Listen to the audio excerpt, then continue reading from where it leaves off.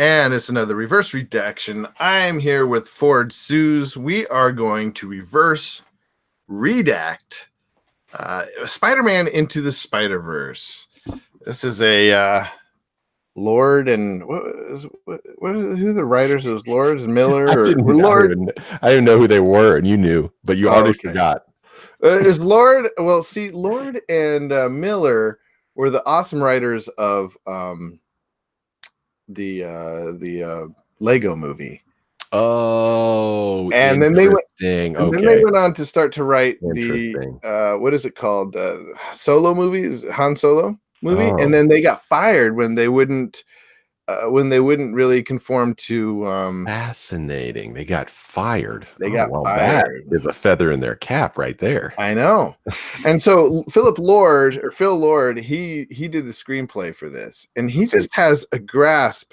So anyways, well, how you doing today, Ford? I'm doing great. Yeah, man. I'm excited to talk about this movie. I really liked it a lot. It's one of my two favorite movies of 2018, to be honest. Me too.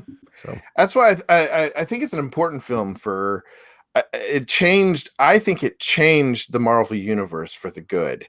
Yeah. And in a way that if Lord and Miller had been able to continue with Han Solo movie, I forget what is it called? Solo. Okay. Solo.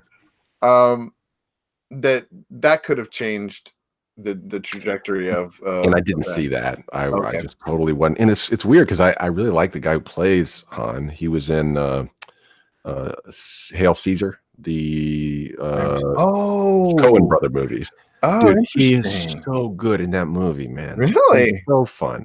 What a fun character. It's just I'm gonna have to see that movie. I honestly feel like this character could put a smile on the cold hearts of the Coen brothers.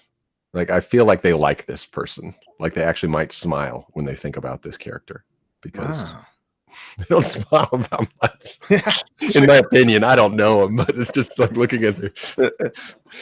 Well, okay. So, Spider-Man Into the Spider-Verse is a cartoon, but it's just beautifully designed, and I think I watched a little bit of documentary on how they made it, and just all the thought that went into the art of the movie. I think is super impressive, and it comes through. It's just a beautiful. It's just I don't even want to call it a cartoon or a movie. It's somewhere in between. Yep. Where they had that realistic 3D cartoony thing, but then they put it almost looks rotoscoped or something. Yeah. It's cool. It's great look. It's a great aesthetic. It feels like comic books. It's the first time, I can't believe I'm saying this, but the first time since Ang Lee's The Hulk that I felt like it was a comic book. That movie was not good. I'm not a fan of that movie. Well, there's certain things I actually like about that movie.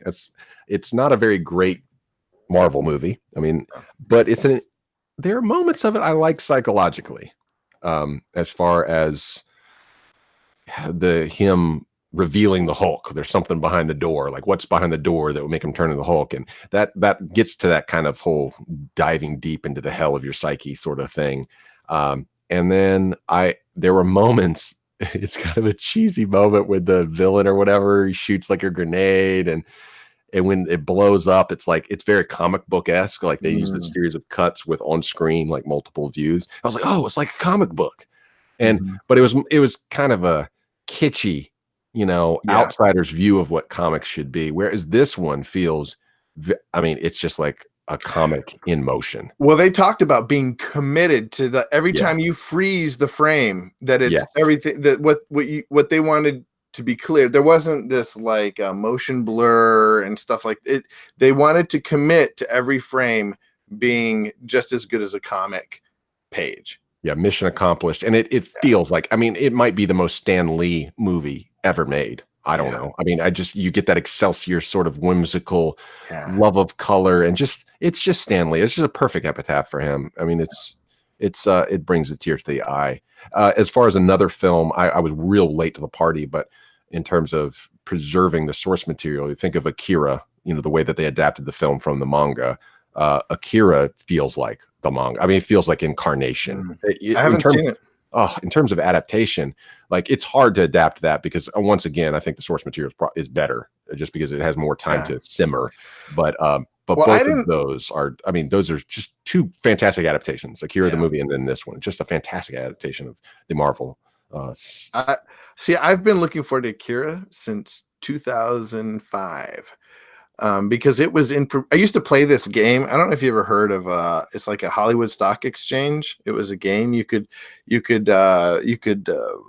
not wager, but there were stocks that. Mhm. So every movie that was whispered to be in development, people would research, and there would be like IPOs out there for them and stuff.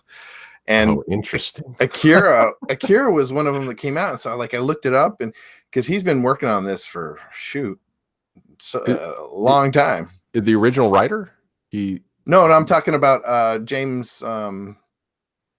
James, what's his name? The Avatar guy. so they're actually doing a live action adaptation of Akira. They did it. Yeah, Battle Angel, Alita. Oh, I'm No, thinking no, of no, no, Alita. Alita. No, Oh, I'm talking yeah, about I'm thinking of Akira. Alita. Yeah, I Oh, was like, what? Akira. I was Yeah, like, sorry, live I got action, mixed up. it wouldn't work. They wouldn't be able to do it. Like, Okay, yeah. Akira. So what is Akira? We should do a whole podcast on Akira, to be honest, or maybe I'll uh, do it on the Surfing Violinist. Honestly, like for me, it was a pivotal moment in my understanding of, I think, Japanese anime, manga culture, and just it's a beautiful, terrifying, uh, post-apocalyptic, wondrous event. It's fantastic. It's superhero culture. It's like, yeah, like up there with The Fly for me in terms of subversion of, uh, super expectations. It's great stuff. well, as far as expectation goes for this movie, I came into it just hearing that it was really good, but just kind of expecting a dumb. Actually, I was worried that it would just be a dumb. I've never appreciated Miles Morales until this movie. I didn't Miles know who Morales, he was. I've always felt like he's like this Oh, you're talking about SJW gotcha, from the character. Okay, yeah, I from the got you. comic books. Right. Yeah, I always it just felt like this SJW like trying to subvert the Spider-Man Forcing the character, issue. Yeah, kind forcing of the forcing the issue. issue. And I kind of felt like that too. And it just goes to show how great the movie is, that it appeals to, I think, a very broad range of people. I mean, you got strong female character, you got a strong minority character, Mm-hmm. but they're just great. I mean, it's like the music he listens to. I hate that stuff, that mumble rap, kind of quasi mumble rap, Post Yeah, Malone stuff. yeah, But like in the movie, like I'm like, oh, I understand why people like this now. Like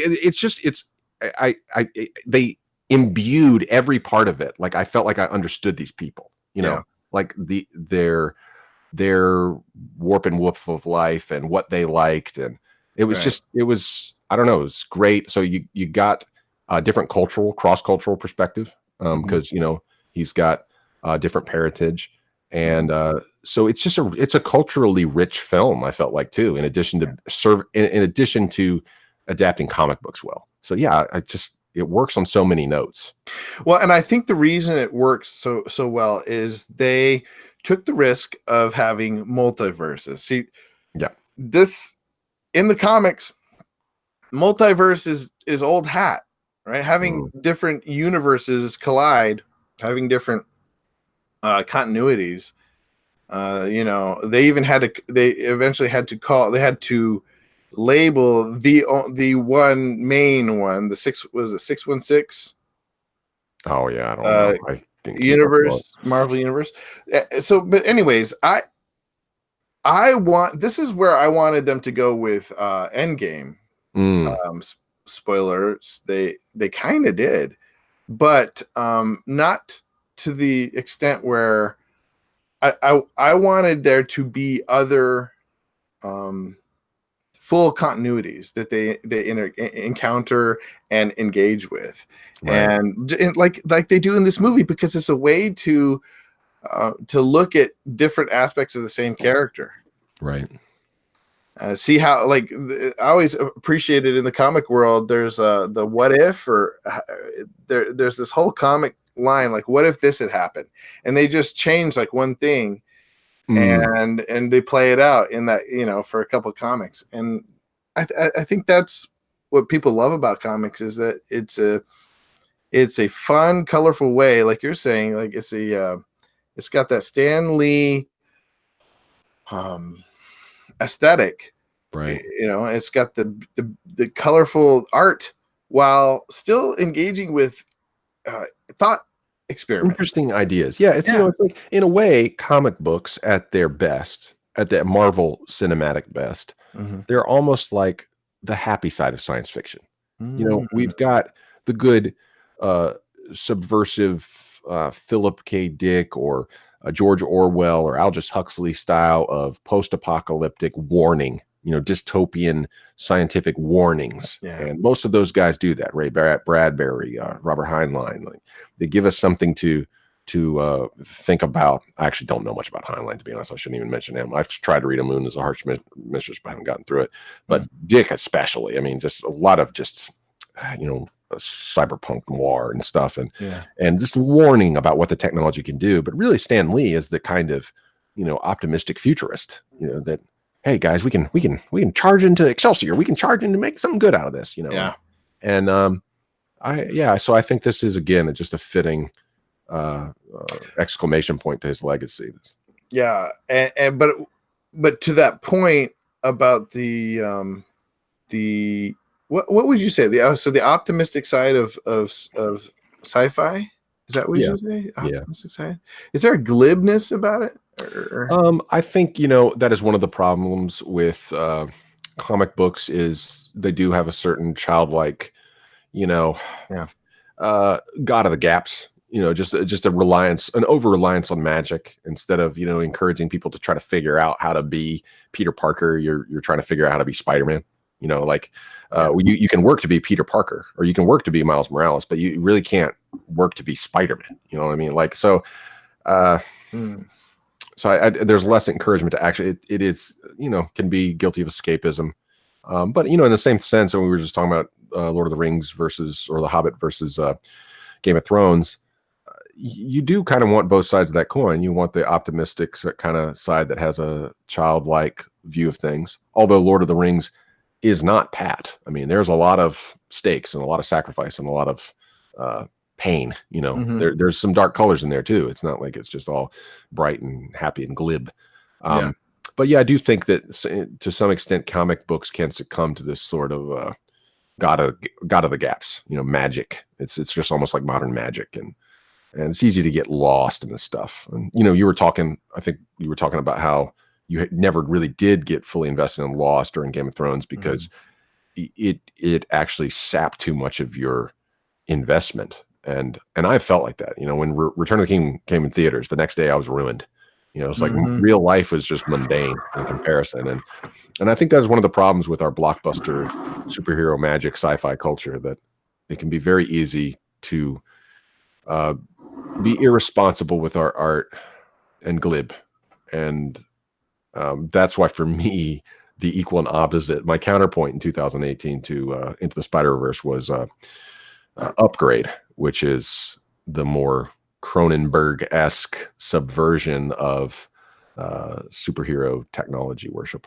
Well, I'm definitely gonna have to see Upgrade, because this is like the third time you've brought it up. Yeah, so it's because those are again, I feel like that they're like a good counterpoint to each other. All If right. you've got the Tobey Maguire Spider-Man is one side of the coin, you could have David Cronenberg's The Fly with Jeff Goldblum as the other side. It's like, oh yeah, okay, well, you could go that way, or it could end up like this, dude.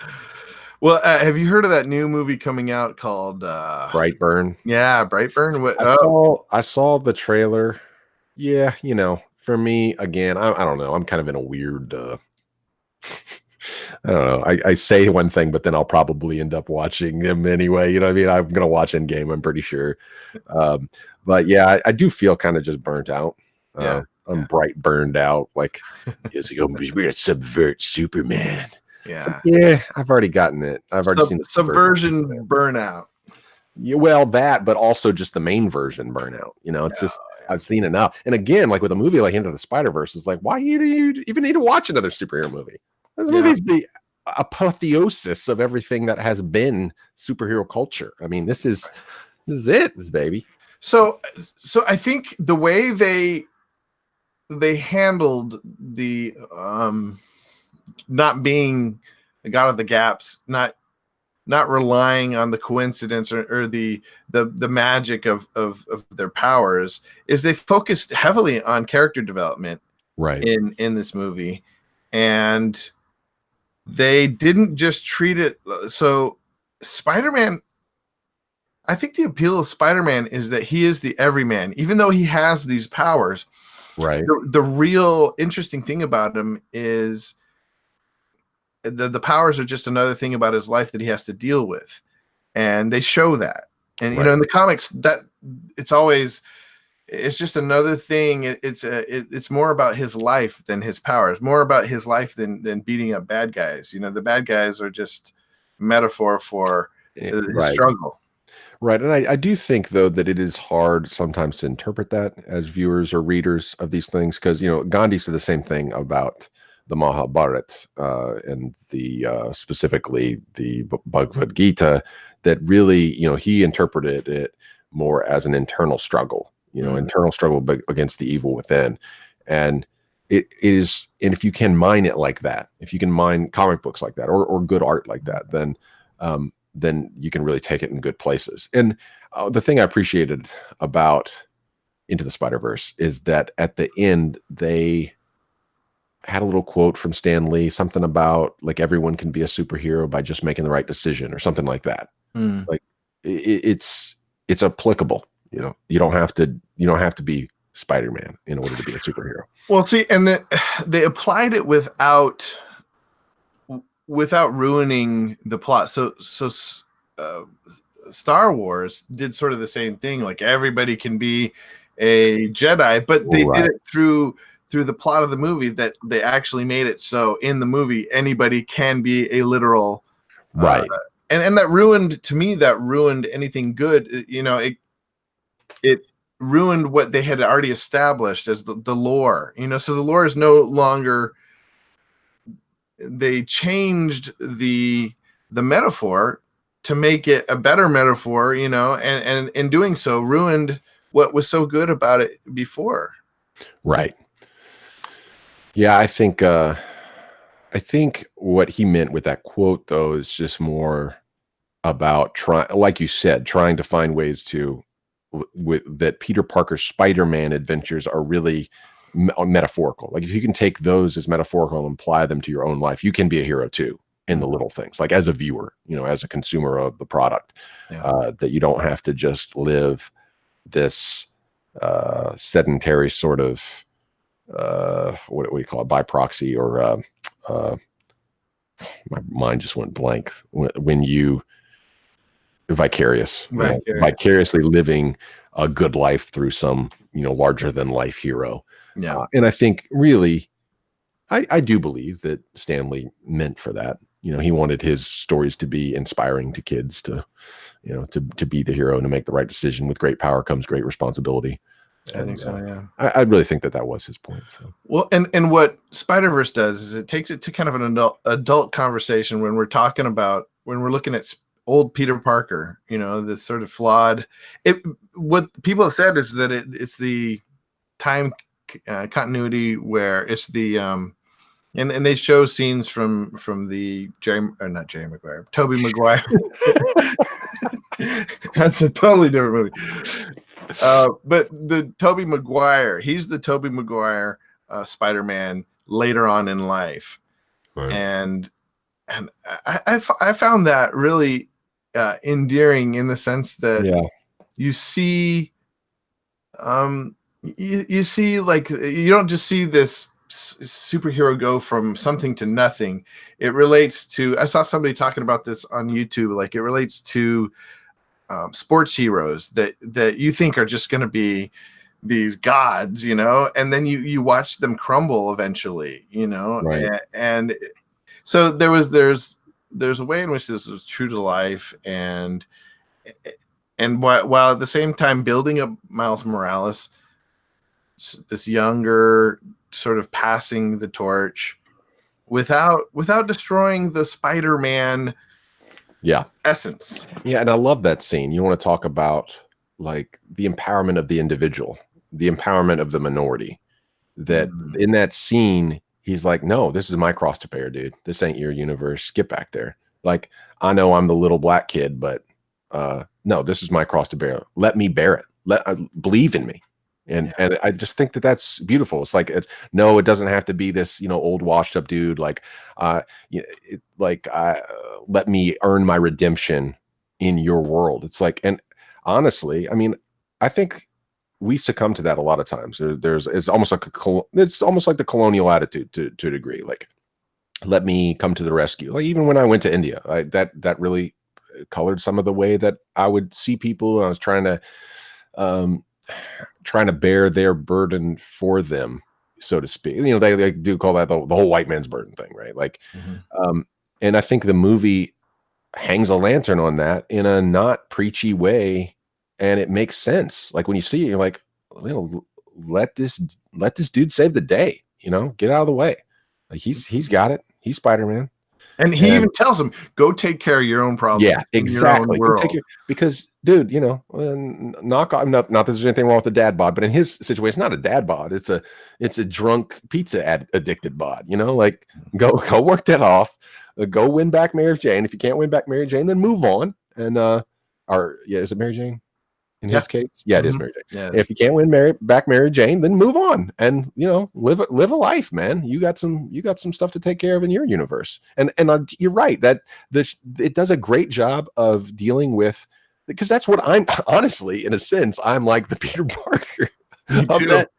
Because I literally came back from India with my delusions of grandeur or whatever, and I came back and I've been this kind of slovenly, like, not taking care of my mess, and it's time to clean my room. It's time to clean my room, get my finances in order, and be the hero that my Mary Jane needs. And it's a lot more mundane. It's not all fighting super villains. Yeah.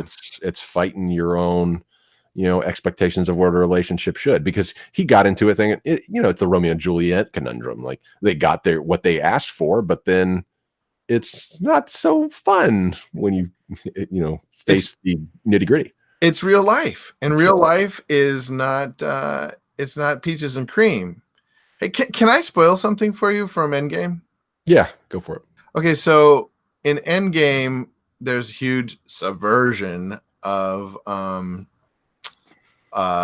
Thor. Thor has gotten fat. Fat, Fat right? I did Thor. see Okay, that. you Yeah, saw that? yeah. So I have mixed feelings about that, mainly because Fat Thor is basically like, he looks like even though it's obvious he's wearing a fat suit, he looks like what I kind of look like, like this huge stomach and big beard.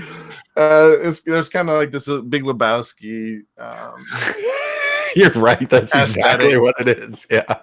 They actually they hung a lantern on it in the movie, but Okay. Good.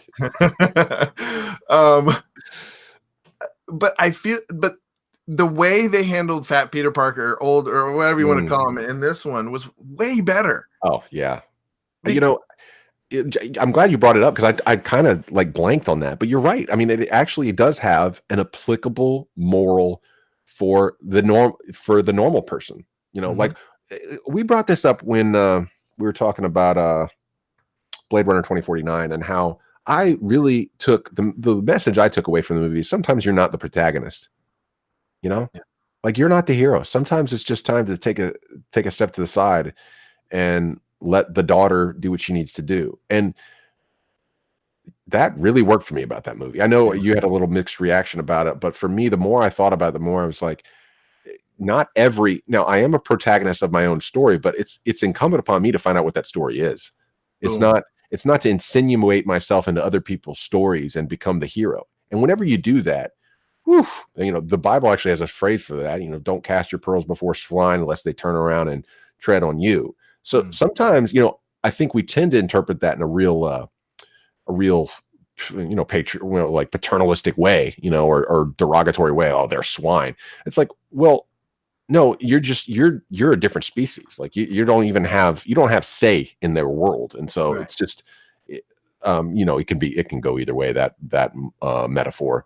But I do think that there's too many times where you're frustrated with your own cross to bear, so you leave it sitting there and you go try to pick up someone else's because it looks lighter, or it looks more, in your mind what it looks like. And that's why people, have these dreams of fame and stuff like that. Oh man, I'll be the best superstar ever. It's like, and if you do get in there, you realize I underestimated how hard this is. It's like, everyone like, talking crap about, Dumb and Dumber, D&D, the showrunners of Game of Thrones. It's like, let me just tell you right now, there are so many cooks in that world. Like that is no.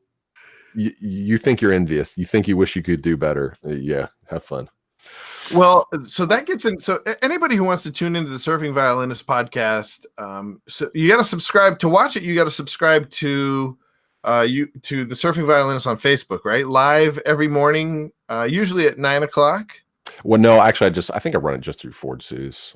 Ford Suze. So subscribe to friend Ford Suze on Facebook. Or you can follow Ford Suze on Facebook. You can subscribe to me on Twitch, or you could. And it plays on YouTube, the Surfing Violinist. Yeah. So subscribe to the YouTube channel. Yeah. The YouTube channel, Surfing Violinist. But we talked about this morning. We talked about power. Basically, what I got out of it is we talked about power, and in the form of dragons, and how humans, how it worked in the Game of Thrones, because humans, when we get power, we destroy. Yep. And to varying degrees, and it depends on our frame of mind. Like if we're in a bad place and we have ultimate power, God help us all. But so I kept thinking about, when we were talking about that, I kept thinking, because it's hard for me to not give away, but to let go of the dream that there can, that there can be superheroes that dominate and protect and, and take care of, give away the dream of the king. It's something very human, or something in my humanness that wants to believe that I could one day be king, or that there will be a king. Well, and so I think that's why a superhero, in a way, is an evolutionary step up from the idea of king. Because our superhero, the Marvel Cinematic Universe, they're not kings. They're a collaborative group of free spirits. And in that sense, that is a step up from kings, which are a step up from demigods. But all of which, in my opinion, are a step down from what it means to be human, which means to be autonomous, that every human being autonomous. That means, it's the other side of the coin of what Syndrome says in Incredibles: if everyone's super, then no one is. But there is a positive side to that. If everyone finds their own unique way to be super, then we got something. Well, we got something. I think it gets exactly what you're saying. Like, instead of us trying to save each other's timelines, instead of invade each other's sphere of influence. That's it. That we save ourselves. Yes, that's it. Don't wait for a king to come save you. Right. But we're PG at Reverse Redaction. That's right. Surfing Violinist podcast is getting a little more PG-13. I noticed that today. I noticed that. We're getting there. I'm not going to quite go full Joe Rogan, but yeah, PG-13 I think is where I'll settle. But I kept thinking about, like, what is the solution, and exactly what we're talking about. I feel like that is the solution.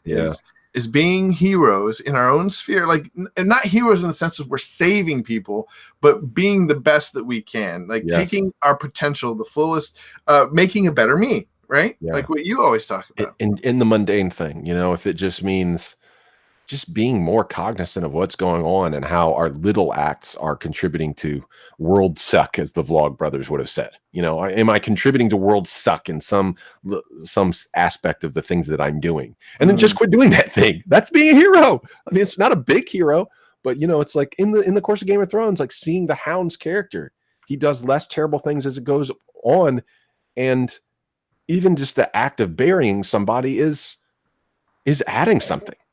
It's it's affecting people, and so I think that's where we have to start. Cutting Yeah. back on the things that we know. It's one thing when someone else is telling you, "Oh, you suck because of this." No, no, no, no. Like, we'll get there. Maybe I do suck because of that. We'll get there. But I got plenty of stuff in front of me that definitely sucks. Like, I'm losing my temper at work. I'm, mouthing off to somebody in traffic. Like, Yeah. dude, like, since this hurricane hit us, come on. I am horrible behind the wheel. Just so like, ugh, like losing it over stupid stuff, So Why did the hurricane I don't contribute to that? know. I think, adversity, again, this is why I'm much more sympathetic to some of the crazy character arcs in Game of Thrones seasons 7 and 8, Mm. because we went through, it's the worst hurricane to hit the continental United States in terms of mile per hour as it hit land since Hurricane Andrew in 92. So it reveals what you really are. It's like a reflection. It reveals what your foundations are in a literal sense and in a metaphorical sense. In a literal sense, we get in these houses and realize these people weren't building for any kind of discernible code. I don't know what country they were thinking they were living in, but they did not live up to the code in 1950, let alone, 2000. And so this thing wouldn't have withstood the first house that the wolf tried to blow down. Like, this thing was just, these houses are, their weaknesses were laid bare when the storm came through. And then I started seeing that with us as people. Yeah. Started realizing, man, this thing has laid bare some real weaknesses in me, that I'm not a real man in terms of autonomy, in terms of self sufficiency, in terms of integrity. Like, it revealed my weaknesses. So yeah, to be a hero, it has humble beginnings, for sure. And when I think about the heroes in my life, people that I consider heroes, real people, it is the people. Integrity is a word that gets thrown out a lot, but that have integral, their lives are integrated. Different parts of their lives. That when they're driving in a car, and when they're talking to their pastor, or those things are integrated in them, and something I struggle with. Yes, definitely. Yeah, the integrity idea. I think people tend to hear integrity. They think, some guy with a stick up his butt, and he's just like always, does everything, teetotal or whatever.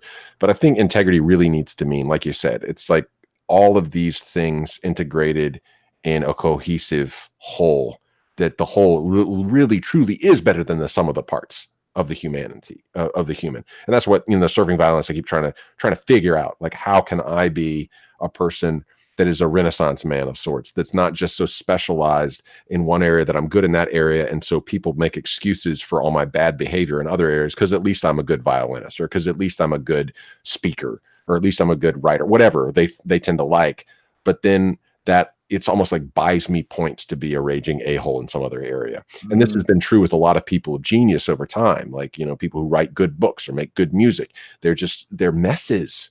They get them out of their area of specialty, and they're, here, take this, here, have this. And it's very tempting to just say, oh, well, I guess I'm a god because I'm so good at this one thing. So integrity is the opposite of that. It's saying, oh, I'm good at this thing, but I'm going to get good at these other things too. And maybe I'm too good at this. Maybe I need to rein it in a little bit. Maybe I need to have a little self-control, because I'm taking away from somebody else. I'm taking away from another person who's as good as me. And I know that they're as good as me. But nobody's paying attention to them. So I'm going to rein it in a little bit so I can shine the light on this person, because this person needs to be paid attention to, because they're good in a different way than I am. Go ahead. The Right Stuff, the movie, The Right Stuff. There's this brilliant part of that movie. It's all about them, the people that are going to space, and they ask, I want to say it's one of the Quades or something. I can't remember. And he's like the hot shot, and he loves the cameras. And they asked him, so who's the best pilot you've ever known, or who's the best pilot in the world, or something like that. And he always has a running joke with his wife, and he'll be like, who's the best pilot you know, baby, or something like that. And so when he gets the question, he looks over his wife, and it's a joke, like, just like, who's the best pilot. But he's like, oh, well, there's this guy, and he starts to explain, and then the interviewer kind of gets like impatient, because he knows who the best pilot of the world is. He knows, he's met him, he's seen him. It's Jaeger, I think, or whatever, the guy that broke the sound barrier, whoever it was. And so while they're all getting all the publicity and all this stuff, this guy's out breaking a record. And Wow. so he's about to say that, but then the crowd gets yancy and he's like, you're looking at him or something like that. So he instead of bringing attention to the actual best pilot, and that's what I'm talking about in terms of not egalitarianism, but equality, not even of outcome, but just humility in the face of your success, rather than strip mining everything and using a scorched earth approach. And that's what people think capitalism is. I don't think that is capitalism. Well, it can be. I think it can be when you apply Game of Thrones to it. When you apply that power structure thing.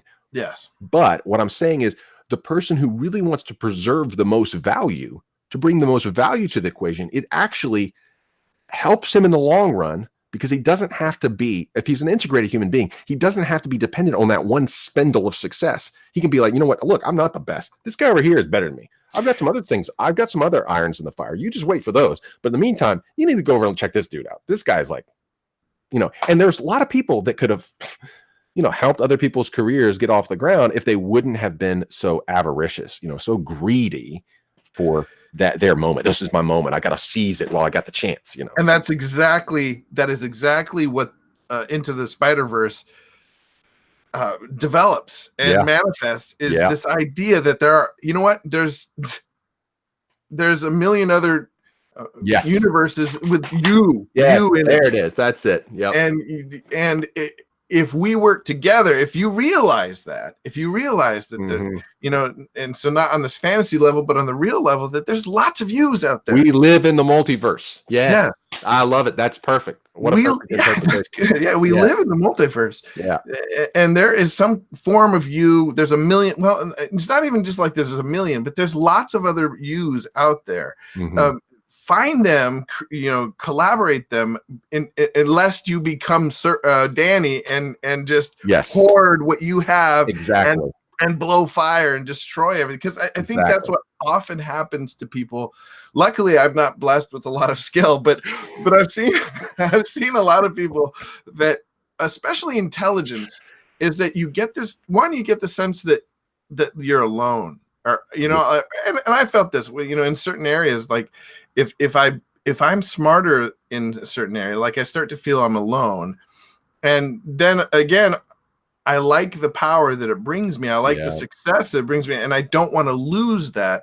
So there's a sense, and I think that's what Danny in Lord of the Rings, in Game of Thrones shows, is that once if you do not share that, if you do not collaborate and realize that, so we're not trying to save each other's spheres of influence, but we're trying to connect to them. Yes. And unless we connect them, all we have is our own little power, our own little hero powers, It's the difference between, I'd written it. Where did I write this? Oh crap. I don't remember where I wrote it. It's the difference between a tribalism that basically strip mines everything, and because we keep talking about the prisoner's dilemma as if it is a common sense. Well, it wasn't common sense to tribalistic cultures, and we all came from these. Okay, this isn't a white versus brown thing. We all came from this. There were tribes in Nordic and in Europe, and really Game of Thrones is talking about tribalism at a more organizational level. But these tribes, their whole mentality is, and it goes even more fundamental than a tribe, the family. It's just family. It's our family. Everyone else can go to hell. And in the meantime, we do not care if we end up at net zero. That's not how a family or a tribe thinks. They don't think about net zero. They think about, it's envy. It's all envy motivated. If I can destroy 1 million units of a good, and that means I'm going to have 200,000 less units of that good because it's going to cut into my stock, but I still have 100,000 and everyone else has none, then that's net positive for me, baby. So it's a net negative game. That's what the real world is. That's what natural selection leads you to. Okay, there's no conservation in the animal kingdom. All right, like Yeah. there's not. Just stop it. Animals don't care about that crap. And tribes don't care about that crap. Families don't care about that crap. At a certain point, someone made it was a monumental leap in human change and productivity when people said, "Hey, we could have zero sum. If I pay you for that goat, then I get to have the goat, and you get to have the money, and you can go buy something else." That is a revolution in the history of the world, right there. That's a revolution. But I believe we are moving, and a lot of people, say the same thing. We're moving from the net zero to the net positive. And the net positive requires you to not just be satisfied with net zero. It's like, I want to do better than just selling a goat to you. Like I want to, the teach a man to fish versus the give a man a fish idea. The teach a man to fish versus sell a man to, sell a man a fish. Like people are doing that. People have been doing that for millennia. Like we already have this net positive sum game that's been existing. So it's not all just one thing. It's not just a privileged dilemma. And I think the multiverse, maybe that's a great metaphor for us to think of. Everyone's in their own everyone is the protagonist of their own story. Find out what their story is. Yeah. How can you fit in? How can you be a supporting character in their arc? And maybe they can become being a supporting character in your arc. And maybe not. Maybe they don't want to. I love that. I love that. And if you look at UFC fights, I'm really starting to love some of this stuff, dude. Like I watched a Bellator fight, one of these ones the other day. Daniel Rodriguez. I lost his name. Anyways, this dude is just like a superhero. I mean, he does these twisty, turny kicks and stuff. It's just insane. Wow. But you see his respect for his opponent too, and you're just these guys. Not all of them. I mean, there's still some showboaters, in all of them. That spice it up a little bit. But a lot of these guys, when they're done with their fight, they are honoring each other. There's a real respect.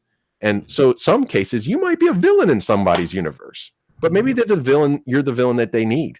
Yeah. Maybe they need something to work against. And if you think about it, if you can think of in business, it's like that. You're not trying to kill each other. You're just trying to win. You're trying to win this battle over, resource or whatever. But sometimes, I went to a seminar in Silicon Valley when I was still working for a video company. We were doing the video for them. And on stage, there's Microsoft. There's, Sun Microsystems. There's 4 or 5 different, and they're all working together and they're all subsidized in the same freaking conference. Yeah. And, they're not giving out trade secrets necessarily, but they kind of are giving some. I mean, as competitive as that space is and as bad as it can get, it's a far cry from oil tycoons or something like that, Sorry about that. Well, it's ding, ding. Somebody's it's Jason's he is whatchamacallit. Anyway, so all that to say, the multiverse, I like that. I like that as a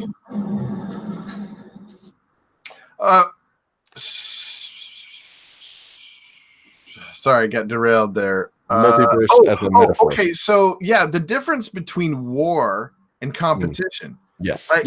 Yes. I think that sometimes those get conflated. Yeah.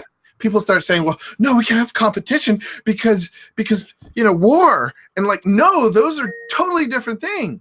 Right. You can have a competitor and be their friend, and I think in a minute, me and Jared are probably going to be competing about the merits of Game of Thrones TV.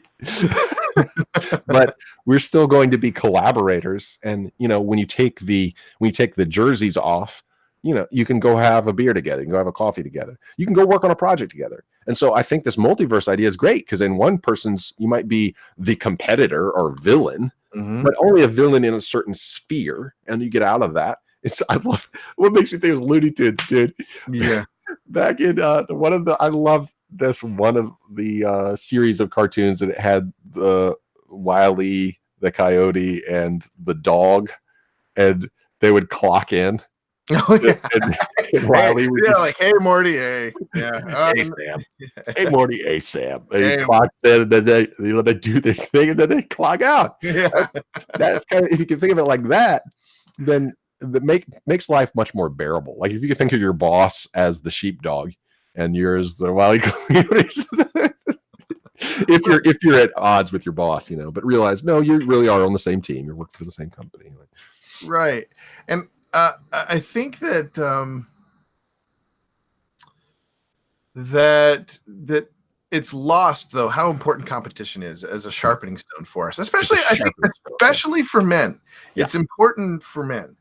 Right. Because we have this thing called testosterone that makes us competitive. Right. That in my experience, when you let testosterone get stale in a man, it comes out. It will come out, but it does not come out in good ways. It comes out in depression. It comes out in anger. It comes out in ways that are unhealthy. Yep, absolutely. And so yeah, I think that's I think this this movie shows a good example of how to work things out, how to be a hero of your own multiverse, but still collaborating, still giving advice, still helping each other. But like you said, you can be the what do you say? You can be the side character, supporting character in someone else's. That's huge because I identified way more with the fat Spider-Man. Yeah, me too. Right. Like this is his movie, baby. Like let him have his movie. And that's where I can get on board. Like if a feminist means that or an SJW means that, like I can get on board with that. Like, okay, yes, no, that's what I want. That's what I want. I do not want Ghostbusters. I don't want you coming in and saying, oh, well, you're gonna have to change the name of golf because it means gentlemen only, ladies forbidden. Like we're gonna have to change this name. It's like whatever. Like come on. Like just play golf and be good, like if you're gonna be one of the guys, like it's fine. Like I'll let you in. Like it's really not an exclusive club. Just don't come in and tell us that we have to change our terminology or whatever, like just all this pandering sort of nonsense with some of those attempts. But I felt with Into the Spider-Verse, I feel like it would make everyone happy. It just seems like that. It's like I'm the fat guy, and that's fine. Like I can be the supporting fat guy and get out of the way when you're not even fat though. You're in good health. And again, it's the adversity, right? I mean, after this hurricane, I mean, for one thing, I can't take much responsibility for or credit for it because I just have good metabolism. But after the storm, the adversity of this storm, I mean, I'm picking up heavy machinery. I'm crawling in attic spaces. I'm loading up drywall. Like it's just this adversity has put me in better shape. I don't have to go to the gym anymore. So, I mean, I think if people can look at it like that, if you don't just think about the cross that you have to bear as something terrible that's going to, put your teeth in the gravel, but think of it as a proving ground, as a sharpening, sharpening stone. That's good. That is good. And it goes well with our make your own myth yes prayer that we do or sign off. Make your own myth and get to work. There's a lot to build. I mean, both those apply here, and we should so along with that, I think it should be an ongoing theme is this idea of be the hero of your own multiverse. Mm-hmm. Be the hero of your own verse within the multiverse. Verse within the multiverse and be able to be a supporting and be able to be a supporting character, maybe even a villain. Let's come back to that. Because when I listened to Zizek Peterson in their debate, I got to the end of it, and at the beginning, like Zizek and the Marxists were my villains. In the end, I was like, okay, I can sit down and talk with these. This is good. Like I'm that guy. I love that guy. I went and listened to some more of his podcasts. It's like, okay, I don't agree with that. Mm-hmm. And but it's just refreshing to be able to feel that. Like I don't agree with that, but that doesn't mean you have to be on the other side of the ideological divide. We agree on a ton. Like the guy, he's creative, he's boisterous, he's a mess like me in a lot of ways. It's I don't know, encouraging, Oh yeah. I've always sort of had an affinity. I saw a clip where he talked about Trump and how Trump might be, and I think he makes a good point about how Trump might be. This is right when Trump got elected. Trump might be a better, more truer example of. I can't remember what he said, but he made some good points, some subversive points. Like Trump may subvert the office of the president in ways that Democrats or socialists should appreciate. Right. because his appeal to the deplorables, his appeal to the draining the swamp, Mhm. his appeal to this make America great again for the heartland. It's appealing to the proletariat. I mean, Mhm. the left can keep talking about how it cares about the proletariat, but I don't know. The proof is not in the pudding, as far as I'm concerned. Right. Because you don't work with these people alongside them. You treat them as human resources in a political way, Right. instead of getting down in the trenches again. Like, like if it hurts your heart to see people going through adversity, then get down there and do it with them, man. Like, and then you'll start to realize, oh man, there was I think a pretty decent scene in that movie Crash where the guy, Ludacris, he played a part in there, and he was making fun of taking public transportation and how it was junk, and it was just, so it was a tool of the oppressor to keep, it was he had a certain stereotype of what it was like being on the bus. And then when he had to go get a bus at one point, he looked around him and realized there was this whole tapestry of humanity on there. It wasn't what he expected, Yeah. and that's how I felt when I was in India. Mhm. And again, like as a white dude in India, it's almost like an invisibility cloak. You just can go wherever, because everyone's just like, oh, Yeah. you're the white dude. I mean, you get a pass pretty much. Yeah. You're allowed to go places that someone from another class might not be able to go, and so Yeah. it's almost, again, it's really difficult to truly incarnate with integrity, but it does allow you to see things that you overlook here, because as an outsider you can see the tapestry better. Yeah. Here we kind of just walk past it, and we just paint everything in real, reductive, uh, you know, palette, pretty much, just like it's either or. We're red, blue. We're black, white. We're blue or black. So I had an argument with somebody about Trump, and they, they kept saying that I was being binary. Now, see, I really appreciate the push to be non-binary, to not be just red blue, Right. But in that, we have to have discussion. We can't just Right. I feel like the people that are preaching non-binary to me are very black and white in their approach. Without question. Well, I think one of the things, a podcast I do want to do in the next couple of months, I'm not sure when I'll do it, but nobody is talking accurately about left, right.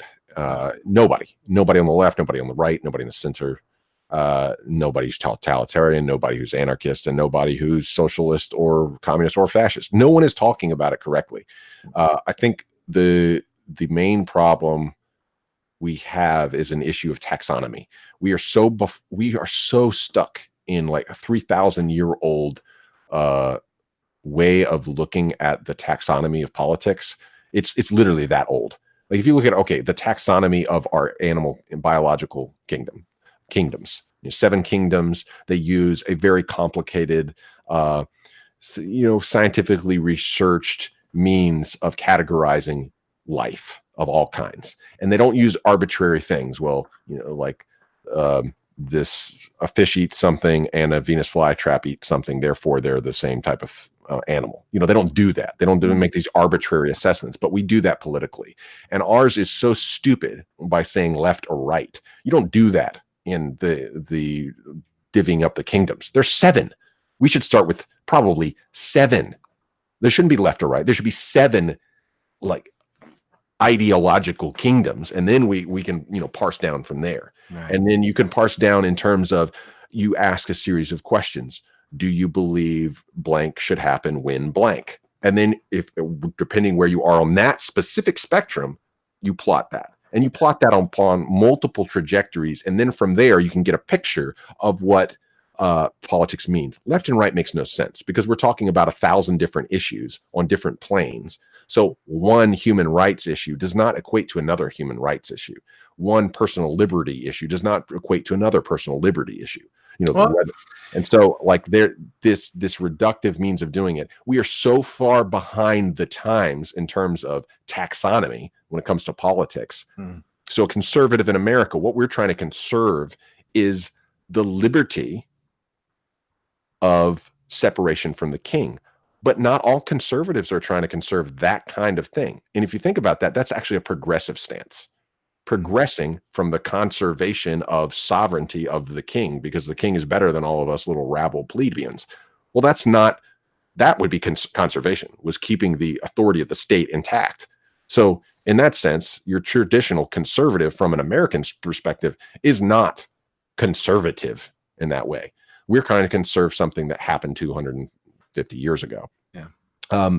So that's why these terms conservative and liberal just do not serve. They don't serve because they mean different things in different cultures all across the world. Yeah. True conservatives would be people who believe in natural selection. That's ultimate conservation right there. That we just go back. That's what true conservative is. Well, we just go back to the animal kingdom. I mean, it depends. It's complicated.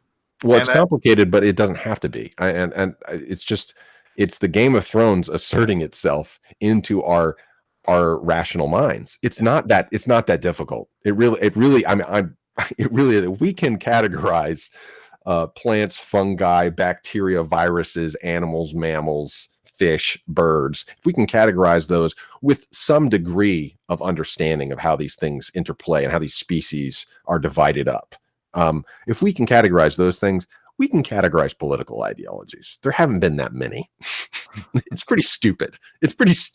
And when you see like certain things that people do, like, again, people look at what Dany did in Game of Thrones, like, oh man, how that comes out of left field. Dude, we've done that in the last year. Somebody on this earth has done something exactly like that using the auspices of political power and without anyone batting an eye. And destroyed people's lives. And destroy people's lives in the process. And we're like, well, we don't have a term for that. We'll call it Islamic fundamentalism. See, those conservatives, they sure are bad. Or, oh, look at these communists over here. These liberals, they sure are bad because, communism is liberal. Okay, sure. Yeah, that's more freedom for more people. Sure, that makes sense. So, I mean, but the whole thing is just, it's stupid because we're, again, allowing demagogues to set the terms of the debate. We're allowing demagogues to set our taxonomy. And it's not scientific.